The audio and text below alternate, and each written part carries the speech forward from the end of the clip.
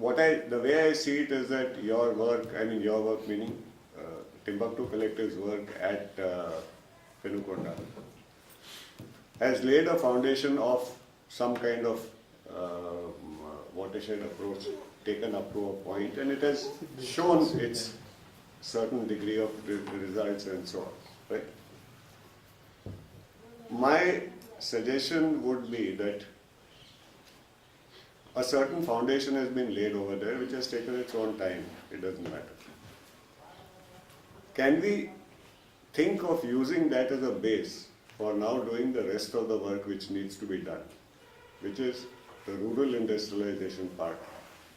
Whatever has to be done in terms of the organic institutional base or leadership or awareness that needs to be created. The use of new and renewable sources of energy and so on. So that at one place we create what one would, I dislike the use of the word model, but language fails also beyond the point, so I have to use certain standard language. A model where one can actually show that this is what, if one goes about it, the future might begin to look like. Now, what I have written over here is point number 7, if you can read it from there. Where to root living example of, what kind of thing we are thinking of. Now, question is why? Now, when I go back, kind of trying to look at certain formative approaches in history, one of the things which occurs to me is, long time ago in China, I think it was still within the Maoist period, I'm not very sure about it. There was this slogan, learning from Tachai. From? Tachai, T-A-C-H-A-I, Tachai. Where basically, this thing was, they had created some kind of a commune and things of, what the leadership of China thought that they would like to be doing at one place called Tachai. And when they were ready with it or whatever it was, then they spread the word around China that please go and visit Tachai and see what Tachai is all about, how it is this thing. And then you have to go, of course to their cadres and local leaderships and so on. Go and see from that as a living example, because that's a real demonstration. You can really see it in the material reality, all the things together. Is it post-revolution or Post-revolution. Very fairly, quite some time after. They were in power. They were in power, and they did this kind But of. that's the difference. Yeah. So now, obviously, there's no question of us being in power or anything like that. Why not? All I'm saying, that we'll do it for 20 years. ठीक है. What I'm saying उसकी is, तैयारी करो. if there is one place where even a crude example of what this would be like can be made to happen, right?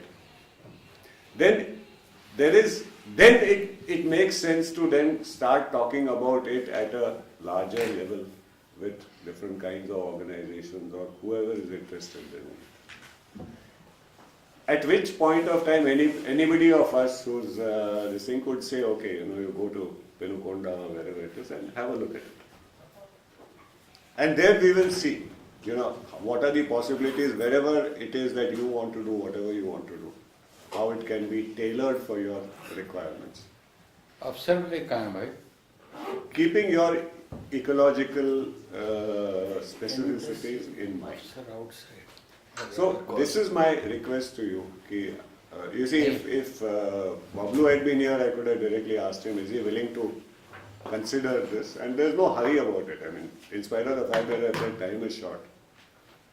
This is something that will need some degree of time to take it on from here onwards, right? But can you take from this group, if it is agreeable to this group, can you take this message back to Bablu from this?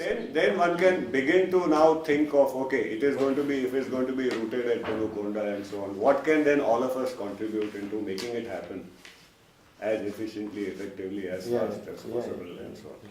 How do we then pool our resources towards a very specific, concrete objective to be brought about over there? That is my Then request. I was. This thing needs to be discussed in full with Timbaktu, Yeah. whole steering committee and things like that, what it implies and things like that. Also, I think what do you mean by what needs to be done and what this group needs to be done, how it will impact Timbaktu's work? Are you talking about, some specific program in mind, what? That is one thing, it needs to be discussed. So, I would in fact first send him this. And two is that maybe we can organize a small meeting with Bablu, 2 of you or 3 of you who are the main, this thing, let's go and meet him. Or let him come and meet us somewhere, or we plan to meet somewhere where we are all meeting for a meeting and decide that we will have this discussion and talk about it. But you must come prepared with 2-3 things, I feel. One is that what is the overall program of this thing? How does it relate to Timbaktu officially and unofficially? What will be the relationship dynamics? Because there is always this issue of ownership and non-ownership, this, that, whatever, all that may come in with the larger group, decision making, this, that and all that needs to be worked out. That is one. And I think Warrior is the entirety of the model, and the other thing would be a sort of a critical evaluation of it. Where are the gaps? We have come up to here, these are the gaps with this model. I mean, inverted commas, this model does not address. Okay. My contribution to this discussion is that I don't see Timbaktu as a model. I see Timbaktu as a nucleus. Yeah, that's And I see all other efforts are different kinds of nucleus that we are trying to grow in those areas. And we are inviting more and more people to be like those seeds which they plant, which will grow, whatever. That is what I look at. So, in that sense then, from the way I look at it, then whatever that needs to be promoting that nucleus and similar nucleus in other places, I'm sure Timbaktu would be very glad to participate in. The second point which you were saying about this thing is that there are other, like Lina is doing something in Nongstoin, they have. So that was the idea. We wanted, somebody who has done work for 25 years, which can show us this alternative in practice. And then I have invited people from elsewhere, and then they can, now say, okay, now we can get energy from here, and we have a direction, and there will be somebody assisting. So that is the second part where, the people who are, the 10, 15 states where people have come and this is relevant to them, then that could be whatever, inverted comma training center type, whatever way training takes place. Mutual exchange, but since this is ahead, the others where they want to go. So I'm just adding that. How does this whole thing that we do support itself in the mainstream? This issue of what is the economics of what we are doing? Are we going to be dependent on a grant?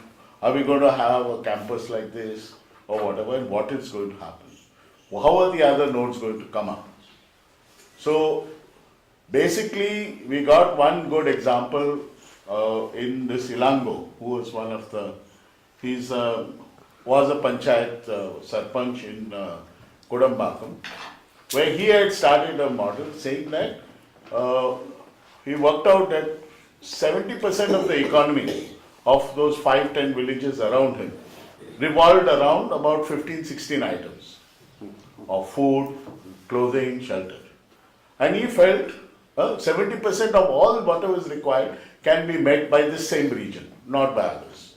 Unfortunately, the cloth comes from, when you go to Bangalore, you'll buy it or whatever.